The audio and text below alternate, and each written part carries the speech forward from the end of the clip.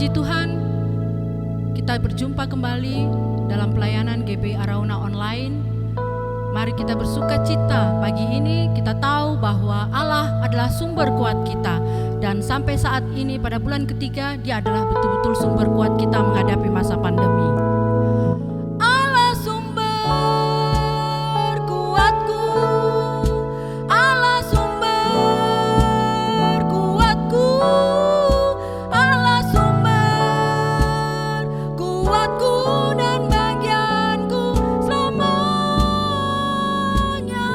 Amin. Allah sumber kuatku, Allah sumber kuatku, Allah sumber kuatku dan bagianku selamanya, selamanya.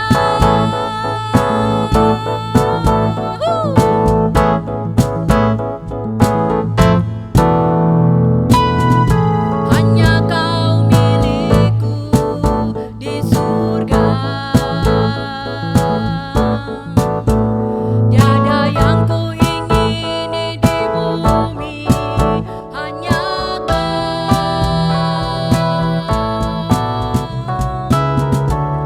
Tak ku andalkan kekuatanku,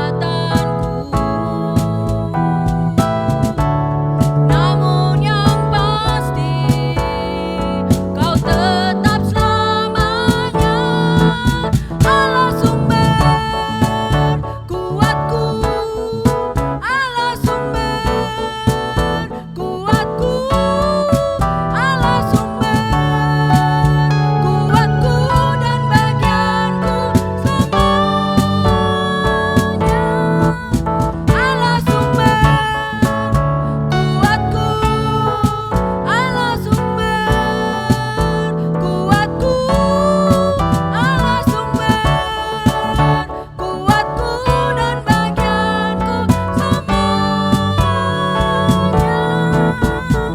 selamanya,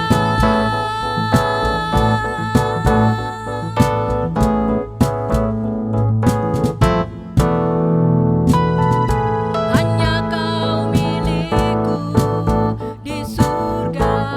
Yes, amin. Tiada yang ku ingini di bumi, hanya Kau.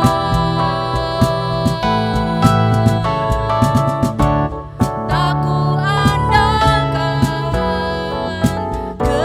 kekuatanku,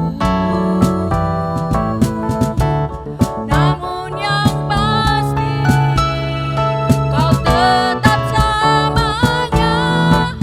Allah sumber kuatku, Allah sumber kuatku, Allah sumber kuatku dan bagianku selamanya.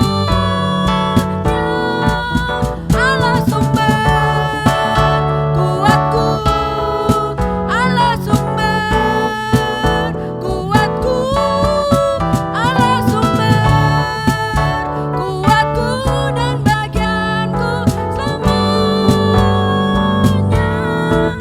Allah sumber kuatku. Mari kita bertepuk tangan. Sumber kuatku, Allah sumber kuatku dan bagianku selamanya.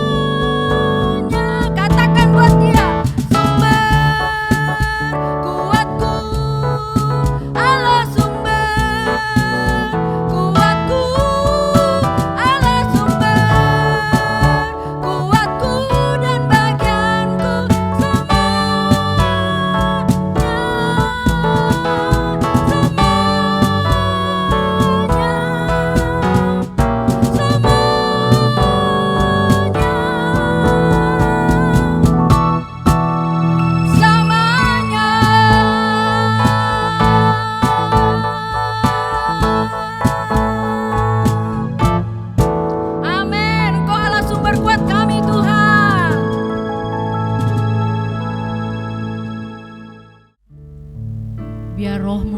di dalam hati kami saat ini ya Bapa, mengalir juga kepada setiap jemaat, kepada setiap orang yang boleh mendengarkan pelayanan GBI Arauna online. Roh-Mu yang hidup tetap di dalam kami.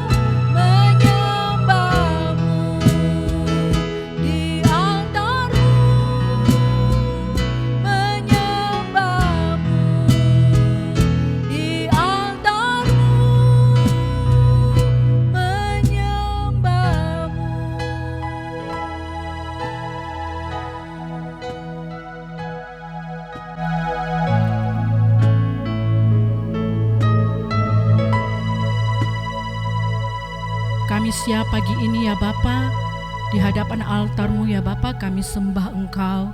Engkau Allah kami yang hidup, yang kami sapa Engkau dengan ya Aba ya Bapa. Engkau yang dekat dengan kami ya Bapa, sehingga kami boleh menyebut Engkau Bapa. Kami mengucap syukur ya Bapa untuk kekuatan dan kesehatan yang Bapa berikan buat kami anak-anak-Mu. Terima kasih Tuhan, terima kasih. Kami siap mendengarkan firman-Mu ya Bapa yang akan dibawakan oleh hamba-Mu. Engkau bukakan tingkap-tingkap rema ya Bapa, sehingga kami tahu ya Bapa, kami pulang membawa rema yang baru yang berasal daripada Engkau.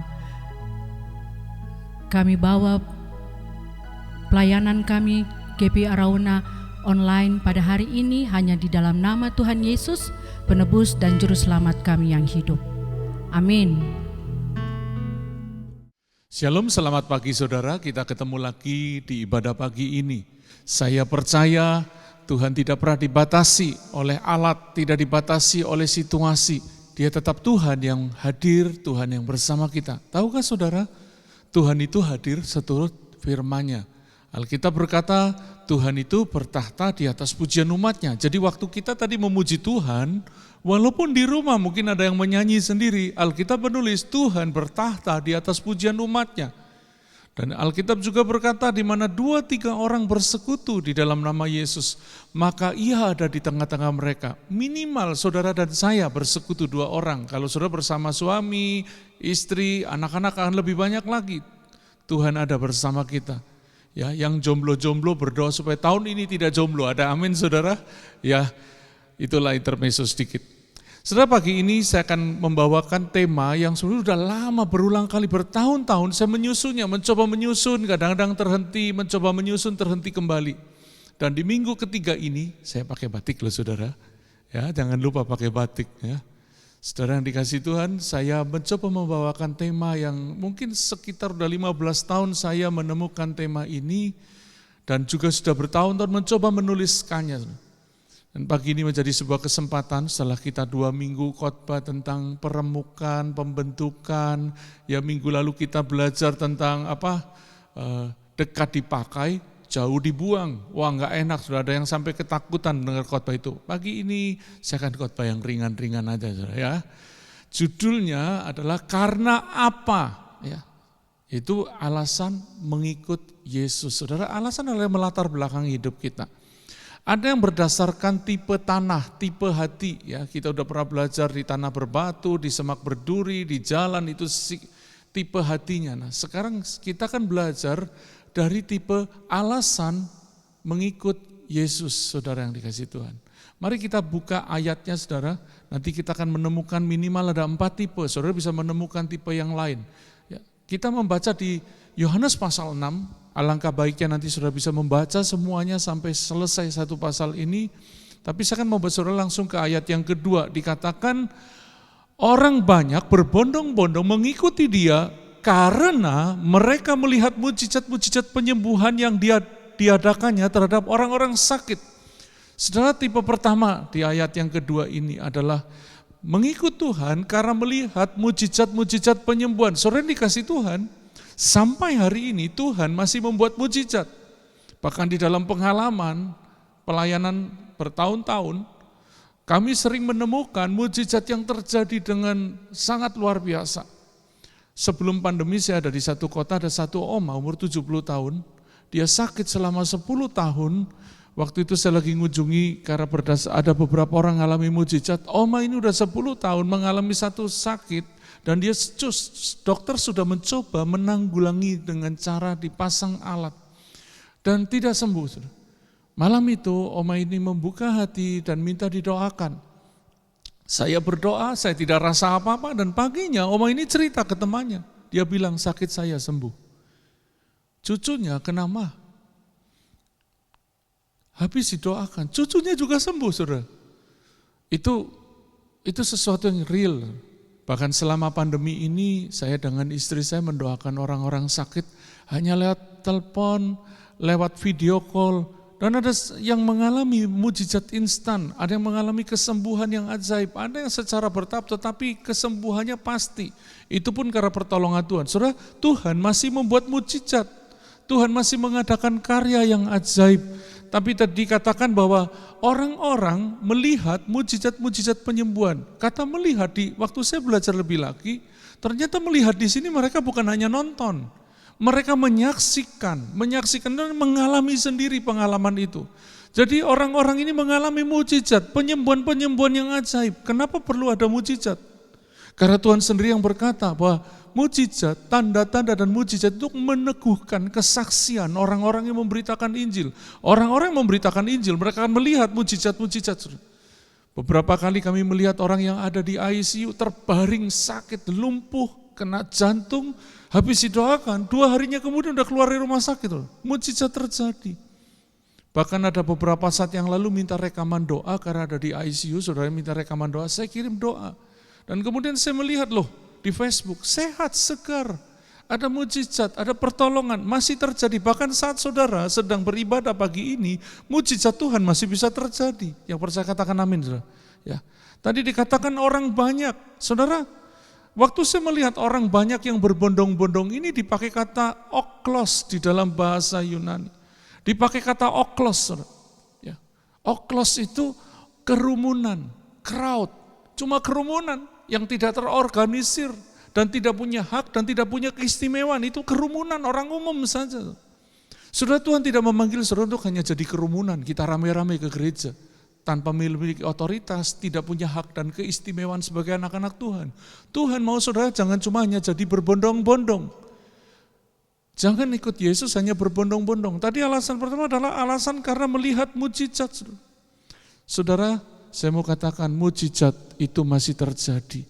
Tapi alasan mengikut Yesus karena melihat mujizat penyembuhan, karena hanya mengalami kesembuhan ilahi, itu masih sangat lemah, saudara.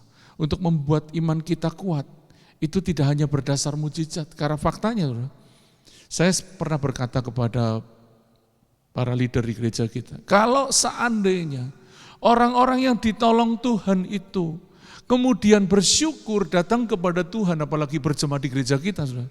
Mungkin 500 sampai ribuan orang bisa ada di gereja kita, saudara, di setiap minggu. Tapi kenyataannya banyak orang setelah ditolong Tuhan, secepat mereka mengalami mujizat, secepat itu juga mereka jauh dari Tuhan. Nah, tipikal orang seperti ini, saudara. Mari kita baca di ayat 14 dan ayat 15. Dikatakan ketika orang-orang itu melihat mujizat yang telah diadakannya, mereka berkata dia adalah benar-benar nabi yang akan datang ke dalam dunia. Ayat 15 dikatakan karena Yesus tahu bahwa mereka hendak datang dan hendak membawa dia dengan paksa untuk menjadikan dia sebagai raja, ia menyingkir pula ke gunung seorang diri. Saudara, orang-orang tipikal yang ikut Yesus hanya karena melihat mujizat, maka tipikalnya adalah suka memaksa. Memaksa Yesus jadi raja. Raja yang dipaksa itu bukan raja. Yesus gak usah dipaksa, dia raja di atas segala raja. Engkau hanya perlu mengakuinya, mau diakui atau tidak, diangkat atau tidak, Yesus itu tetap raja.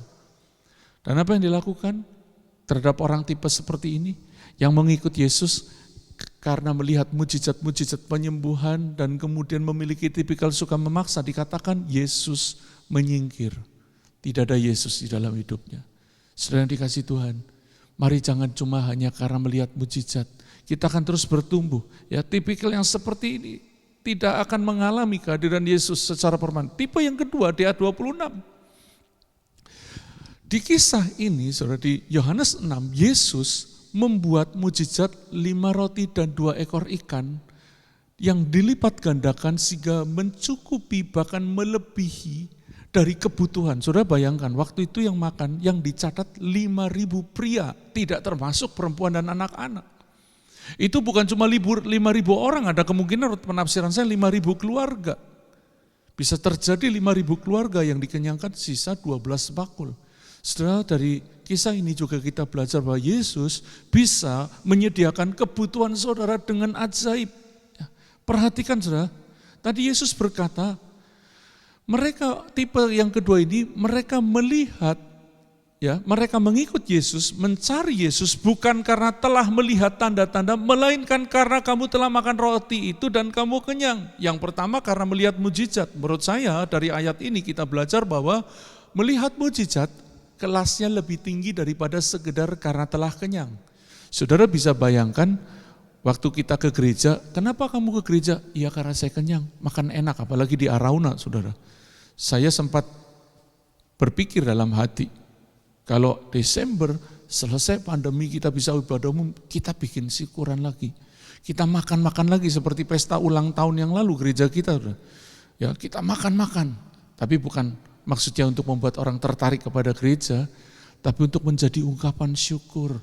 Tuhan telah menolong. Saudara yang dikasihi Tuhan, tadi dikatakan karena kamu telah makan roti itu dan kamu kenyang. Yesus ngomong kepada mereka, kamu ngikut saya bukan karena melihat mujizat, bukan karena telah melihat tanda.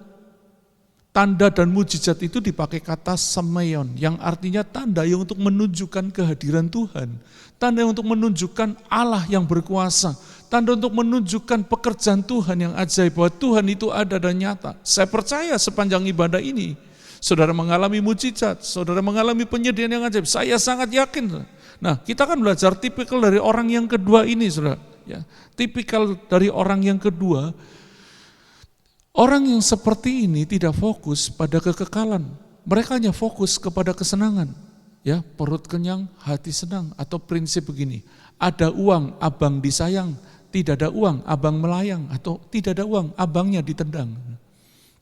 Orang ini hanya mengejar kesenangan, tidak fokus pada kekekalan.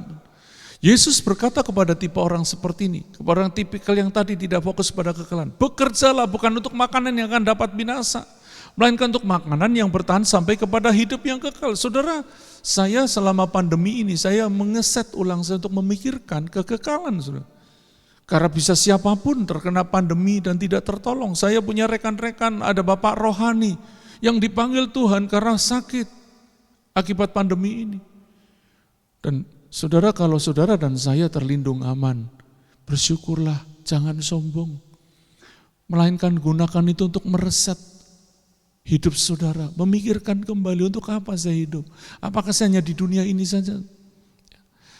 Dikatakan yang akan diberikan anak manusia kepadamu, sebab dialah yang disahkan oleh Bapa Allah dengan meterainya.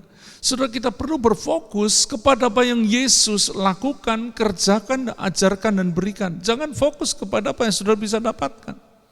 Kalau saudara berfokus kepada kesenangan, saudara akan kehilangan kekekalan. Kita perlu senang-senang. Saya juga lagi berpikir kalau nanti misalnya pandemi berlalu, saya akan kembali ke tanah suci, saudara. Untuk retreat pribadi, saya nabung-nabung.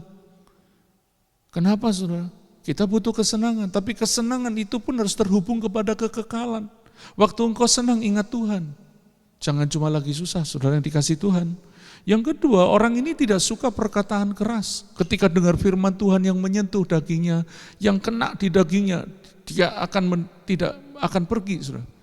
Mari kita lihat di dalam ayat yang ke-60 dan 61. Sesudah mendengar semuanya itu, banyak dari murid-murid Yesus yang berkata, perkataan ini keras, siapakah yang sanggup mendengarkannya? Murid ini keras banget nih khotbahnya hari ini. Aduh, serem banget. Yesus yang di dalam hatinya tahu bahwa murid-muridnya bersungut-sungut tentang hal itu, tentang apa? Tentang perkataan yang keras tadi dari Yesus. Berkata kepada mereka, adakah perkataan itu menggoncangkan imanmu? Saudara, kalau engkau mendengarkan khotbah, perkataan yang disampaikan, firman yang disampaikan itu keras dan menggoncangkan diri kita. Harusnya jangan goncang imannya, yang harus goncang dosanya supaya dosanya dihancurkan. Jangan hancur imannya. Orang tipe seperti ini tidak suka perkataan keras. Saudara, dengarkan ini, teguran itu bukan untuk menghancurkan, melainkan untuk meluruskan hidup saudara dan saya. Bukan untuk menghalangi, tetapi untuk melindungi kita dari kebinasaan. Saudara, kalau engkau bertumbuh dalam iman, maka engkau ketika mendengarkan khotbah yang keras, rohmu terbuka, jiwamu hancur untuk bisa dibentuk ulang. Bukan malah kemudian saudara lari dan meninggalkan imannya tergoncang. Itu tipe yang kedua, saudara yang dikasih Tuhan. Kita akan belajar dari tipe yang ketiga. Tipe yang ketiga di ayat 67 dan 68. Maka kata Yesus kepada ke-12 muridnya, setelah yang lain meninggalkan Yesus, saudara tinggal 12 orang yang tinggal, yang lain tinggalkan Yesus. Di ayat 66, sejak waktu itu murid-murid mengundur, banyak murid mengundurkan diri. Bayangkan Yohanes 6 ayat 66, 666. Mirip dengan lambang antikris, karena antikris itu berasal dari dalam. Yaitu orang-orang yang murtad, meninggalkan iman dan kemudian mereka berbalik arah. Jangan sampai saudara, Yohanes 6 ayat 66 itu dilakukan oleh kita. Jangan mengundurkan diri. Tapi mari kita lihat 67. Maka kata Yesus kepada ke-12 muridnya, apakah kamu tidak mau pergi juga? Jawab Simon Petrus kepadanya, Tuhan, kepada siapakah kami akan pergi? Perkataanmu adalah perkataan yang hidup dan yang kekal. Saudara, tipe yang ketiga ini adalah tipe yang tidak punya cadangan. Ikut Yesus ya cuma Yesus, gak ada serep. Sepenuhnya ikut Yesus, sepenuh hati, setia, saudara. Tipe Petrus, mau lari ke siapa? Perkataanmu adalah perkataan hidup yang kekal. Bagi tipe orang yang ketiga ini, maka perkataan yang keras buat mereka adalah perkataan hidup kekal, saudara. Bukan ancaman. Dan di ayat 69 dikatakan, dan kami telah percaya dan tahu bahwa engkau adalah yang kudus dari Allah. Ini tipe ketiga, saudara. Tadi tipe ketiga adalah orang yang tidak punya cadangan. Yang kedua, percaya dan tahu, itu tipikalnya. Percaya dan tahu. Unik ini, saudara. Disebut percayanya dulu, baru tahu. Saudara, kalau engkau mau mengerti, engkau perlu beriman dulu. Percaya dulu, baru tahu. Saya mencoba catatan saya. Kita tidak akan tahu sampai kita benar-benar percaya. Saudara, engkau tidak akan tahu. Engkau tidak akan kenal Tuhan sampai engkau benar-benar percaya. Makanya disebut kami telah percaya dan tahu. Percaya dulu, jangan tahu dulu. Hari ini ada banyak orang tahu dulu. Nanti kita akan belajar dari kata tahu tadi itu apa sih. Tahu dulu, baru percaya. Itu bukan beriman. Percaya dulu. Ketika engkau mau beriman, engkau akan tahu. Di dalam Ibrani 11 ayat 3, oleh iman kita mengerti bahwa apa yang kelihatan ini diciptakan dari yang tidak kelihatan. Intinya begitu. Kalau tidak, engkau tidak akan mengerti. Banyak orang pusing di logika, bersandar kepada pengertian sendiri, tapi tidak punya iman. Saudara yang dikasih Tuhan, kita akan belajar di tipe ketiga tadi, ada kata tahu dan percaya. Setelah dia tidak punya cadangan, ada tak percaya dan tahu. Kata tahu dipakai sebuah kata yang unik, ginosko. Ini adalah sebuah pengenalan yang intim. Dalam bahasa Inggris dipakai kata ginosko, itu artinya to know by experience. Mengenal melalui pengalaman, karena mengalami. Saudara, itu pengenalan yang sesungguhnya. Dan kata ini juga dipakai dalam kata untuk menggantikan kata keintiman. Saya udah pernah ngomong, dikatakan Yusuf tidak bersetubuh dengan Maria istrinya sampai dia melahirkan. Bersetubuh itu dipakai kata ginosko. Kata tahu dan ginosko. Itu sesuatu kata yang sama yang dipakai. Saudara, apa itu cabul? Cabul, saya catat ini, cabul. Cabul adalah nafsu rendah. Karena intim dengan yang tidak kita percayai. Saudara, seks itu kudus sebenarnya. Tapi jadi cabul ketika engkau melakukannya dengan orang yang belum engkau percayai. Yaitu di luar pernikahan. Kita berani menikah karena kita percaya, harusnya seperti itu landasannya. Nafsu cabul adalah engkau mencoba intim dengan yang tidak engkau yakini. Jangan sampai hubungan saudara dan saya itu dipenuhi dengan nafsu cabul. Kepengin banyak, kepengin tetapi kita tidak yakin. Kepengin dapat sesuatu, dapat banyak dari dia, kita pengen kenal tapi enggak mau percaya. Saudara yang dikasih Tuhan, mari kita menjadi tipe seperti tipe yang ketiga. Tidak punya cadangan, percaya dan tahu, kenal. Kenal, itu sebabnya ketika mereka mendengar perkataan keras, bukan cuma perkataan keras. Mereka mengalami kesulitan bersama Yesus. Ketika Yesus ditolak, mereka juga ikut ditolak, harus ikut pergi. Ketika Yesus naik kapal kena badai, mereka juga kena badai. Ini tipe ketiga, orang yang tidak punya cadangan. Nah, tipe yang keempat adalah tipe yang terakhir yang akan kita bahas pagi ini. Saudara, keempat, ini bukan kesimpulan, tapi menjadi sebuah peringatan. Di ayat 70 dan ayat 71 dari Yohanes 6. Dikatakan, jawab Yesus kepada mereka, bukankah aku sendiri yang telah memilih kamu yang 12 ini? Namun seorang di antaramu adalah iblis. Yang dimaksudkannya ialah Yudas, anak Simon Iskariot. Sebab dialah yang akan menyerahkan Yesus. Dia seorang di antara ke-12 murid itu. Sudah tipe ketiga saja masih ada satu tipe yang berbeda lagi. 12 murid itu tipe ketiga tadi. Tapi di antara 12 ini masih ada satu lagi yang menjadi tipe keempat, saudara yang dikasihi Tuhan. Tadi dikatakan, bukankah aku sendiri yang telah memilih kamu? Saudara, ketika kita mengikuti Yesus, percaya kepada Yesus, itu kasih karunia. Bukan kita yang memilih, tapi Tuhan yang memilih. Namun sekalipun demikian, kita tidak boleh membuat kasih karunia itu jadi sia-sia. Saudara, tadi dikatakan Tuhan yang memilih. Jangan sia-siakan. Kita harus mengerjakan keselamatan itu dengan takut dan gentar. Keselamatan itu gratis, tapi itu bukan murahan. Dan itu bukan hal yang hina. Itu sangat mulia yang harus kita pelihara, kita jaga. Dan dikatakan namun seorang di antaramu adalah iblis. Pilihan Allah itu tidak menjamin kita kuat sampai akhir. Sekalipun Yudas dipilih lewat doa semalaman, dia masih bisa gagal iman. Kita akan belajar dari tipe Yudas ini. Saudara, jadilah Kristen yang bertanggung jawab. Sekalipun engkau dipilih, dipakai oleh Tuhan, tapi engkau harus bertanggung jawab dalam hidupmu untuk memelihara keselamatan itu. Saya akan mengajak saudara belajar tentang tipe keempat, yaitu tentang Yudas Iskariot. Tipikal tipe keempat, tipe Yudas. Orang seperti ini mengukur kehidupannya dengan uang. Dan dia juga suka mencuri uang Yesus. Kita buka ayatnya di Yohanes pasal 12 ayat 5 dan 6. Di situ dikatakan, mengapa minyak narwastu ini tidak dijual 300 dinar dan uangnya diberikan kepada orang-orang miskin? Saat itu ada seorang perempuan membawa minyak narwastu seharga 300 dinar, itu 300 hari kerja, upah 300 hari kerja, dicurahkan kepada Yesus. Yudas ngomong, ngapain pemborosan ini? Kan bisa dijual, diberikan kepada orang miskin. Ngapain kamu bawa minyak yang kamu buang dan hilang begitu saja? Saudara, ternyata bukan itu yang asli di dalam hatinya Yudas. Karena di ayat 6 dikatakan, hal itu dikatakannya bukan karena ia memperhatikan nasib orang-orang miskin, melainkan karena ia adalah seorang pencuri. Ia sering mengambil uang yang disimpan dalam kas yang dipegangnya. Yudas itu bendahara. Dia ngambil uang yang disimpan yang bukan milik. Saudara, kita semua ini bendahara. Jangan suka mencuri uangnya Yesus. Apa itu uangnya Yesus? Itu yang harus kita berikan kepada Tuhan.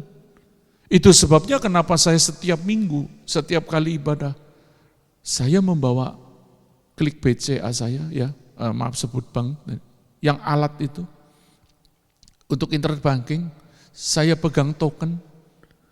Saya tanya, kamu kasih persembahan berapa ke istri saya supaya kita lewat satu rekening saja. Oh saya oke, kami kirim. Enggak ada yang lihat. Karena saya tahu itu milik Tuhan. Saudara, tapi Yudas seringkali mengabaikan itu. Dia bahkan mencuri, mengambil yang bukan miliknya. Dia mengambil, tipikal orang seperti Yudas tadi, dikatakan mengukur kehidupan dengan uang. Suka mencuri, mengambil uang yang bukan miliknya. Orang model begini, gampang korupsi, gampang tipu sana, tipu sini. Karena yang dia ukur semua uang. Yang dia pakai adalah uang. Nah, kita akan belajar bagaimana selanjutnya bahwa Alkitab mencatat tentang Yudas. Di Kisah 1, waktu itu tinggal 11 orang rasul karena Yudas sudah mati. Sebelum Yesus mati, Yudas mati duluan karena dia bunuh diri. Di Kisah 1 ayat 17, rasul-rasul bersidang dan dia berkata kepada banyak orang untuk memilih pengganti Yudas. Dikatakan dahulu ia termasuk bilangan kami dan mengambil bagian di dalam pelayanan ini. Dan ayat 18, Yudas ini telah membeli sebidang tanah dengan upah kejahatannya, lalu ia jatuh tertelungkup dan perutnya terbelah sehingga semua isi perutnya tertumpah keluar. Dan ayat 19, hal itu diketahui oleh semua penduduk Yerusalem sehingga tanah itu mereka sebut dalam bahasa mereka sendiri Hakaldama, artinya tanah darah. Saudara, perhatikan Kisah 1 ayat 17-19. Ada kata dahulu. Ia termasuk bilangan kami dan mengambil bagian di dalam pelayanan ini. Saudara, bagaimana saudara dan saya sekarang ini? Masihkah engkau termasuk bilangan orang-orang saleh, orang-orang beriman, orang-orang kudus? Atau saudara dan saya sudah hilang iman, hilang kesetiaan. Dahulu, bagaimana sekarang saudara dan saya? Apakah kita masih ada di dalam pelayanan, di dalam pekerjaannya Tuhan? Atau kita sudah jauh tinggalkan Tuhan? Saudara, tadi juga dikatakan Yudas ini telah membeli sebidang tanah dengan upah kejahatannya. Yudas mati dan dikubur di tanah yang dia beli dengan hasil kejahatannya itu. Bagaimana hidup saudara saat ini? Apakah berkat yang kau alami itu menjadi upah kejahatan yang akhirnya membeli tanah kuburmu sendiri seperti Yudas? Engkau terkubur di dalam kekayaanmu, engkau terkubur di dalam kenikmatanmu, engkau terkubur dalam kesenanganmu, engkau terkubur dalam hobimu, karena engkau mengabaikan hidup beriman dan saleh setia sampai akhir. Ada banyak orang menyesal tetapi terlambat. Yudas menyesal, dia telah menjual Yesus tapi terlambat, karena penyesalannya berakhir dengan putus asa dan gantung diri. Beda dengan Petrus menyesal, dia pernah menyangkal Yesus 3 kali, tapi karena memang hatinya tidak kepada uang, ada jalan pemulihan. Orang yang cinta uang itu terjerat di dalam nafsu yang membinasakan. Saudara, mari jadi perenungan ini. Jangan sampai pengejaran kita itu menjadi kuburan kita, saudara, seperti Yudas. Tadi dikatakan bahwa hal itu diketahui oleh semua penduduknya. Diketahui, saudara yang dikasih Tuhan, ada satu bagian ini saya mau katakan. Kesembronoan hidupmu dilihat oleh banyak orang. Orang tahu semua kesembronoan kita, tapi kita tidak tahu bahwa orang itu tahu kita sembrono. Jadi begini, saudara berpikir tindakan saudara nggak dilihat orang, dilihat. Saya mau katakan, renungkan ini baik-baik. Jangan sampai orang tahu apa yang kita lakukan, sementara kita tidak tahu bahwa orang-orang itu, semua orang itu tahu perbuatan kita. Sering kali saya berkata kepada istri saya atau kepada orang dekat dengan saya dulu sering dianggap terlalu tulus. Bahkan salah satu pemimpin rohani saya dulu pernah ngomong, Immanuel sih baik, cuma dia terlalu polos. Saya ngomong kepada istri saya, Sar, saya tidak pernah terganggu dengan kepolosanku.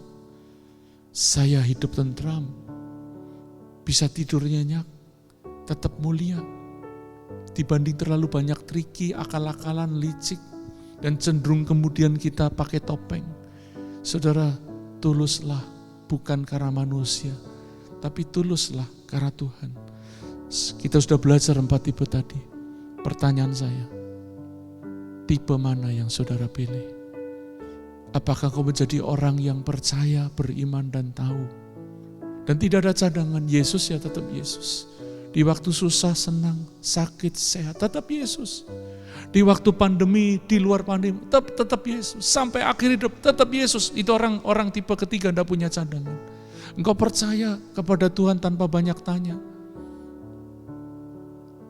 Dan melalui iman itu, engkau tahu, engkau ginosko, engkau kenal. Mengetahui, mengenal lewat pengalaman itu ginosko. Jangan sampai pengalaman yang saudara alami, berkat, mujizat, pertolongan, tidak membawa saudara kepada pengenalan, karena engkau seperti Yudas. Setiap hari lihat mujizat, setiap hari mengalami mujizat, setiap hari mengalami pertolongan Tuhan bersama Yesus. Ending-endingnya dikubur di dalam pengejarannya itu. Dia kejar uang, dia beli tanah yang dia beli dengan uang kejahatannya tadi menjadi kuburannya. Saudara yang dikasih Tuhan, Tuhan tidak anti kaya, karena Tuhan mau saudara diberkati dalam kelimpahan. Tapi kalau kekayaan itu menjadi pengejaran hidupmu, celakalah saudara dan saya. Kalau mujizat menjadi pengejaran hidupmu, maka lunturlah imanmu satu kali nanti. Apalagi ketika perut menjadi sandaran hidupmu, engkau mengikut Yesus karena engkau telah kenyang. Saudara, saya mengajak mari kita jadi orang yang setia. Orang yang percaya, tidak punya cadangan. Yesus sepenuh, Yesus satu-satunya, yang dicintai, disembah, yang kita setia kepadanya sampai akhir hidup kita. Amin. Tuhan memberkati. Mari kita berdoa. Tuhan, kami belajar hari ini tentang alasan, motivasi mengikut Yesus. Biar kami mengikut Yesus karena kami telah percaya dan kami tahu perkataanmu adalah hidup yang kekal. Tolong kami, kalau kami selama ini hanya di level mujizat, di level berkat, di level kenyang, ampuni kami Tuhan, ampuni kami. Karena seharusnya mujizat itu meneguhkan iman kami, bukan membuat kami justru dikuasai oleh nafsu.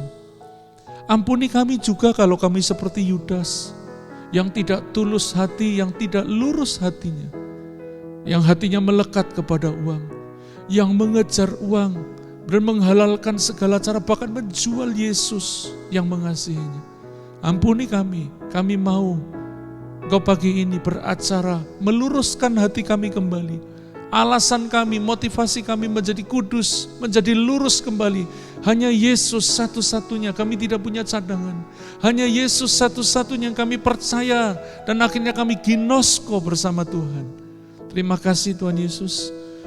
Kalau ada yang sakit, kalau ada yang sedang membutuhkan jalan keluar untuk kesulitan ekonominya, hamba berdoa supaya kuasa Allah menjamah, mujizat masih terjadi, berkat ajaib masih bisa tercurah. Tuhan tolong umat-Mu, Tuhan tolong. Namun lebih dari itu, tolong kami Roh Kudus, supaya kami tidak menyakiti hati-Mu.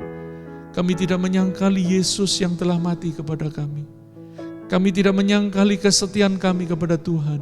Terima kasih Tuhan, terima kasih. Kami percaya mujizat-Mu sedang bekerja pagi ini. Kami mau mengakhiri ibadah, biar berkat-Mu tercurah Tuhan. Mari arahkan hati saudara dan terima berkat Tuhan. Tuhan memberkati engkau dan melindungi engkau. Tuhan menyinari engkau dengan wajah-Nya dan memberi engkau kasih karunia. Tuhan menghadapkan wajah-Nya kepadamu dan memberi engkau damai sejahtera. Diberkati setiap saudara di dalam nama Tuhan Yesus. Yang percaya katakan amin.